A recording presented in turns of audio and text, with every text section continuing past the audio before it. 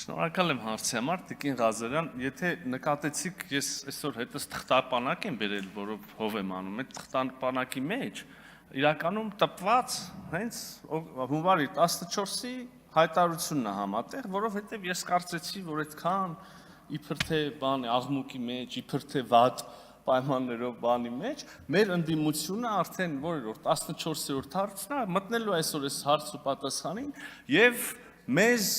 պատին սեղմի, այսպես ասած, իրանց սուր քննադատությամբ հարցերով ես էլ ստիպված լինեմ բացեմ այդ թղթից, քանի որ դե անգիր այդքան էջը հնարավոր չի հիշել, մոտավորապես հիշելով որ մասումը, մեջբերումներ անեմ, ասեմ, չէ, բարեկամներ, նորմալ է, ոնց որ ամեն ինչ բան, տեսեք ինչ լավ է գրած, բարձվում է այդ հարցը ընդհանրապես ասելիք չկա, 13-րդ հարցին նոր պարոն Խաչատրյանը մի բան ասեց, որ ավելի լավ է չասեր, իրանց ավելի վատ դրության մեջ ասում է, դա իրավական փաստաթուղթ չի։ Մենք չենք ասել սա պայմանագիր է, մենք ասել ենք հայտարարություն է, որտեղ երկու երկրների կառավարությունները Հայաստանի Հանրապետության եւ Ամերիկայի Միացյալ Նահանգների իրենց քաղաքական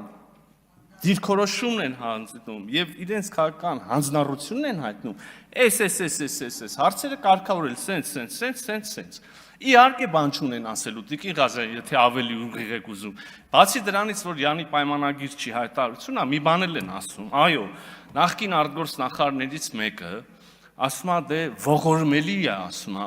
քանի 74%-ը տվել են, 26%-ն են իրանց բայ։ Ես չգիտեմ, նկատել եք, չեք նկատել, ընդհանրապես ես միշտ զերծ եմ աշխատել եմ, զերծ մնամ նախկին արտգործնախարարների գործունեություն, չնայած այնքան վատ բաներ են արել, որ կարելի է խոսալ, բայց այդպես անձնապես աշխատել եմ, չասեմ, էլի։ Հիմա այդ մարդը, որը որ ասել է, որ ողորմելի է այդ վիճակը, որով մենք 74 տվել ենք տոկոս ուրիշին, ուշադրություն։ Գույք իր արտաքին գործերի նախարարության շրջանում, գույք, ներողություն եմ խնդրում։ Ներողություն, կարաք, ինձ են հարցը տվել։ Մի արեք վիրավորական բաներ, ոչ դուք, ոչ մեկը, նայեք, կարևոր բաներ եմ ասում, նա ով ասում է, որ ողորմելի է, որ 74% տվել են, 26-ը պահել ենք մեզ, իր արտաքին գործերի նախարար եղած շրջանում, գույք պարտքի դիմացով 5 ձեռնարկություն, ոչ թե 74%-ով, 100%-ով տվել ենք այլ պետության, Հայրուս Գազարտի, վերջին 20%-ը 2013 թվականի փետրվարին, այսինքն վերջին 20%-ով էլի 100%-ը տվել ենք այլ պետության։ Մի հատ խողովակ էինք գցում իրանից գազի բանով,